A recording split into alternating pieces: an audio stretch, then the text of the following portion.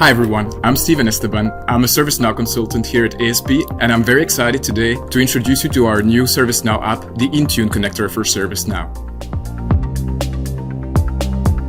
As of now, the app is free for you to download on the ServiceNow store. So let's just see and jump right into it to see how in just a few clicks we can manage to tackle what a lot of companies are facing regarding asset management.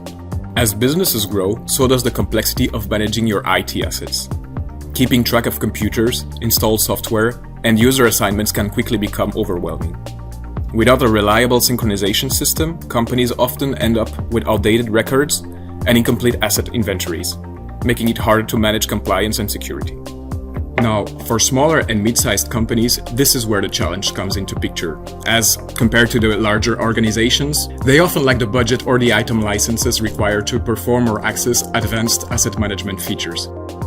Our Intune connector seamlessly integrates Microsoft Intune with ServiceNow CMDB, automatically syncing data like computer details and installed software. That means that your ServiceNow instance will always have up-to-date and accurate information on your IT assets, without the needing of a lot of manual input.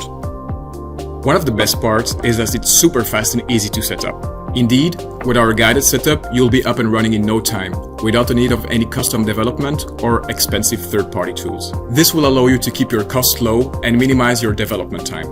If you're using a standard ITSM subscription, you're in luck. The Intune connector is fully compatible with it, so you can get more of your existing ServiceNow setup.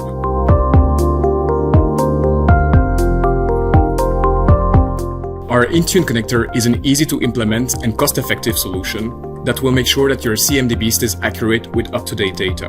Of course, this will also work with your current ITSM setup. This will allow your internal IT admins to stay focused on what really matters, without getting bugged by any data discrepancies.